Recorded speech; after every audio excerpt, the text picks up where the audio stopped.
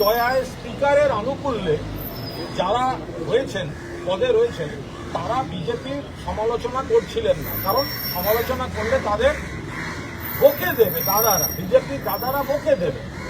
স্পিকারের দয়ায় তারা পদ পেয়েছেন, আই রিপিট, স্পিকারের অনুগ্রহে পদ পেয়েছেন, না হলে বিরোধী দলনেতার পদটা কলকাতা হাইকোর্টে অস্থায়ী বলে চিহ্নিত হতো না। তো অস্থায়ী বিরোধী দলনেতার পদের কমিটিতে যারা থাকবেন তাদের তো মনে মনে অন্তত ধরতে হবে, আইন যাই বলুক পদ যাই বলুক তারাও সবাই অস্থায়ী। তো সুতরাং তারা বিজেপির নিন্দা করছিলেন না। গত কয়েকদিন ধরে আমরা সমানে বিজেপির কড়া বিরোধিতা করছি এবং বলছি যে ওদের গলায় বিজেপির বকলস পরানো আছে বলে ওদের দম হচ্ছে না বিজেপির সমালোচনা করা। আমাদের কথার চাপে লোক দেখানো নাটক করার জন্য বিজেপির বিরুদ্ধে দু একটা কথা বলতে হচ্ছে। ওনাদের রাজনৈতিক পদের অস্তিত্বটাই তো বিজেপির দল। এই কনটেক্সটে আরেকটা কোয়েশ্চেন কুণালদা, মদন মিত্র বলছেন তৃণমূল কংগ্রেসের লাল চুল কানে দুল এরা সকলে এখন বিজেপিতে ঢুকে গেছে, ব্যাপক তোলাবাজি করছে। মুখ্যমন্ত্রী এবং বিজেপি রাজ্য সভাপতি চেষ্টা করছেন ঠিকই, কিন্তু অবস্থা আস্তে আস্তে হাতের বাইরে চলে যাচ্ছে। আরে যাদের লাল চুল কানে দুল বলছেন তারাই তো কালারফুল মদন মিত্রকে দেখে অনুপ্রাণিত হন। কোনোদিন লাল পাঞ্জাবি, হলুদ ধুতি, কোনোদিন রং বেরঙের অমুক তমুক, এইসব ব্যাপারটা। মদন মিত্র যে ভয়ঙ্কর কালারফুল, তিনি আবার লোককে লাল চুল কানে দুল বলছেন কেন? তিনিই তো সব রকম ভাবে রঙিন। গোটা রামধনু যেন বুকে নিয়ে ঘুরছেন মদন মিত্র। বলছেন যে মদনদা বলেছেন যে এই যে দুর্নীতি তৃণমূলের আমলে, এই দুর্নীতি আসলে এরা বলেছিলেন, এরা ভেবেছিল যে সারা জীবন থাকবো, 50 বছর ক্ষমতা থাকবো, কাউকে জবাব দিয়ে করতে হবে না কোনোদিনের এই দুর্নীতি। আমি আবার বলছি, আগামী বছর এই তারিখে মদন মিত্র ঠিক কোন শিবিরের কোন জায়গায় থাকবেন আপনারা ঘড়ি ধরে ক্যালেন্ডার ধরে মিলিয়ে দেবেন। মদন মিত্র পুরোপুরি তিনি মমতা বন্দ্যোপাধ্যায়ের অনুগামী। তাকে তার স্ত্রীকে ইডির চিঠি দিয়ে, তার ছেলেদের ইডির চিঠি দিয়ে চাপে ফেলে মদনদাকে একটু এদিক ওদিক বলতে হচ্ছে। বাট এটা ইডির চিঠির আগের দিন পর্যন্ত মদন মিত্রের ভার্সন, আর ইডির চিঠির পর থেকে মদন মিত্রের ভার্সন আপনারা দেখে নেবেন, তাহলে বুঝে যাবেন মদনদাকে এখন ওইটুকু একটু বলতে হয়, নইলে তিনি যেখানে গেছেন তার বিশ্বাসযোগ্যতা থাকবে। কিন্তু আপনি অনুগামী বলছেন, মদনদা বলছেন যে বলছি দুর্নীতিকে প্রশ্রয় দিয়েছেন মমতা বন্দ্যোপাধ্যায়। এখন দেখুন কারা কারা কি কি বিষয় ছিল, তো সেগুলো তো সব একসঙ্গেই তৃণমূলের সঙ্গে মমতা বন্দ্যোপাধ্যায়কে অস্বীকার করে তারা তো নতুন মিত্র মদনদা যাদের পাশে দাঁড়িয়ে, যাদের মঞ্চে দাঁড়িয়ে কথা বলবেন চারপাশটা একটু দেখে নেবেন। গ্রুপ ছবি তোলার সময় সাবধানে থাকবেন, কার কার সঙ্গে ছবি তুলছেন, কি কি হচ্ছে, তাদের বিরুদ্ধে কি কি অভিযোগ ছিল সেগুলো দেখে নেবেন। বিজেপির বিরুদ্ধে বিভিন্ন জায়গায় এক্সটর্শন তোলাবাজির অভিযোগ। নতুন অভিযোগ, দক্ষিণ কলকাতার একটা নামী মিষ্টির দোকানে ঢুকে গত 15ই আগস্ট খাওয়া দাওয়া করে টাকা না দিয়ে তারা বেরিয়ে গেছে। প্রতিবাদ করলে দোকানদার এবং কর্মচারীদের মারধর করেছে। বিজেপির সর্বস্তরে লাগাম ছাড়া তোলাবাজি দুর্নীতির অভিযোগ আছে। এই অভিযোগ এতটাই বেড়েছে যাতে শ্রমিক ভট্টাচার্য তাদের মাননীয় সভাপতি বা তাদের শীর্ষ নেতাদের এই কথাগুলো প্রকাশ্যে বলতে হচ্ছে, এমনকি বিধায়ককে সতর্ক করতে হয়েছে।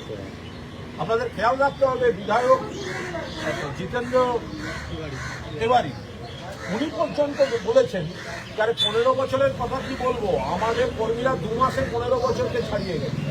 ফলে এই গোটা জিনিসটা বিজেপির মধ্যে যেভাবে ঘটছে এবং তারা নানাভাবে তারা তোলাবাজি চালাচ্ছেন বলে খবর আসছে এবং সমাজের বিভিন্ন স্তরের মানুষ নাজেহাল হয়ে যাচ্ছেন এবং এতটাই খারাপ অবস্থা যে 2-2.5 মাসে সরকারের শীর্ষ নেতাদের তাদের বিবৃতি দিয়ে অন্য নেতাদেরকে এই তোলাবাজি থেকে সতর্ক করতে হচ্ছে। আমাদের প্রশ্ন হচ্ছে, নেতারা সতর্ক করছেন, সব করছেন, পুলিশে দিচ্ছেন না কেন, পুলিশ অ্যারেস্ট করছে না কেন? যতগুলো এই যে বলছেন আমি যত খবর পাচ্ছি 20 জন বিধায়ক, তাহলে পুলিশে দিন। যদি তোলাবাজি এটা ক্রিমিনাল অফেন্স, তাহলে আপনারা পুলিশে দিচ্ছেন না, মুখে বলে যাচ্ছেন যে আপনারা অ্যালাউ করছেন না, কিন্তু পুলিশ প্রশাসনকে তো কিছু করছেন না। আর কোথায় গ্রাসরুটে কি করছেন? আর বাকি বড় বড় নেতাদের ক্ষেত্রে তাদেরকে আপনারা তো নিজেদের ডাইরেক্ট বা ইনডাইরেক্ট বন্ধু হিসেবেই তারা করে তুলে নিচ্ছে। ডিএ মামলা ছিল, সেখানে রাজ্য সরকারের পক্ষ থেকে বলা হয়েছে সুপ্রিম কোর্টের নির্দেশ সত্ত্বেও অনেক কর্মচারী তারা দিয়ে পাচ্ছে না। তারা বুঝবেন, রবি জাজবাসকে নামিয়ে দাও। তারা বুঝবেন দিয়ে তো মমতা বন্দ্যোপাধ্যায় আনুপাতিক হারে যতটা সম্ভব বেশি শতাংশের হিসাবে দিয়ে দিয়েছেন এবং কেন্দ্রীয় সরকার যারা বঞ্চিত করেছেন বাংলাকে তহবিল দেন তারপরেও মমতা বন্দ্যোপাধ্যায় সীমিত সামর্থ্যে বক্তৃতাগুলো ভুলে গেলেন। ক্ষমতায় আসার এতদিনের মধ্যে সব দিয়ে দেবো, রান্নার গ্যাস 450 টাকায়, পেট্রোল ডিজেল রাজ্য সরকারের শেষ তুলে নেব, সেগুলো কোথায়? সেগুলো কি মনে নেই এখন? সরকারের 100 দিন পূর্ণ হয়েছে। কোনোভাবেই দেখছি 100 দিনের জন্য ডবল ইঞ্জিন সরকার মানুষকে যা যা বলেছিলেন, যা যা কথা মানুষকে দিয়েছিলেন যে দিল্লিতেও সরকার, এখানেও সরকার, সহযোগিতা, বাংলার মানুষের উপকার, কি হয়েছে? এখানে একটা প্রথম কাজ হচ্ছে ধমক চমক পুলিশের অপব্যবহার করে বিরোধী দলকে ভাঙানোর চেষ্টা করা, বিরোধী নেতা কর্মী মিথ্যা মামলা, ফেক কালচার।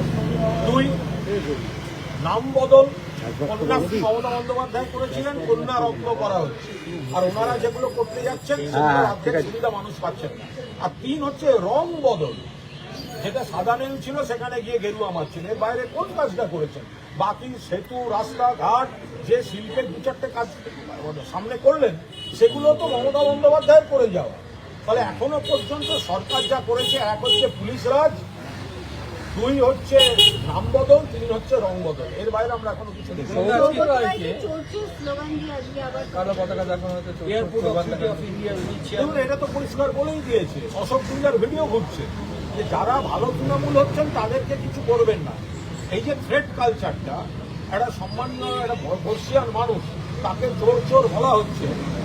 আশিস বন্দ্যোপাধ্যায়ের মৃত্যু দেখেও শিক্ষা হলো না এ দলটার, যে কিভাবে হয়রান করা, কিভাবে অপবাদ দেয়া, তারপরে মানুষকে এই থ্রেট কালচার, এই থ্রেট কালচারটা তো বিজেপি দেখাচ্ছে। কখনো তাদের কর্মী, তাদের গুন্ডাদের দিয়ে ওই চোর চোর করানো, ডিম মারা, কখনো পুলিশকে দিয়ে ডেকে থ্রেট করা, থানায় থানায় ওসিদের বলে দেওয়া হচ্ছে যেন মমতা বন্দ্যোপাধ্যায়ের ক্যাম্পের কেউ রাজনীতি করলে তাদের ডেকে সতর্ক করে দিন, নইলে কেস দিয়ে দিন, অ্যারেস্ট করান, এই তো চলছে। লাস্ট প্রশ্ন কুণালদা, আজকে ভারতীয় জনতা পার্টি বিজেপি তার কলকাতার সাংবাদিক সম্মেলনের জন্য 6টা জায়গা হল ঠিক করলেও পুলিশ কর্তৃপক্ষ আমাদের কাছেও সেই প্রেস ক্লাবের বাইরে ওরা ফাইনালি আমরা যা খবর পেয়েছি তাতে এই অভিযোগটা আমাদের কাছে এসছে যে সিজেপি তাদের ইন্দাসের ঘটনার পরিপ্রেক্ষিতে কলকাতায় সাংবাদিকদের সঙ্গে কথা বলতে চেয়েছিলেন বা তাদের সহকর্মীদের একটা কর্মসূচি করতে চেয়েছিলেন, কিন্তু কোনো এক অদৃশ্য রাষ্ট্রশক্তির হস্তক্ষেপে তারা কোনো ফল পায়নি। এটা গণতন্ত্রের পক্ষে চূড়ান্ত লজ্জাজনক। আইপ্যাকের ফাইল চুরি মামলার সিবিআই তদন্তে আপত্তি নিয়ে মমতা, সিবিআই চেয়ে সুপ্রিম কোর্টের ইডি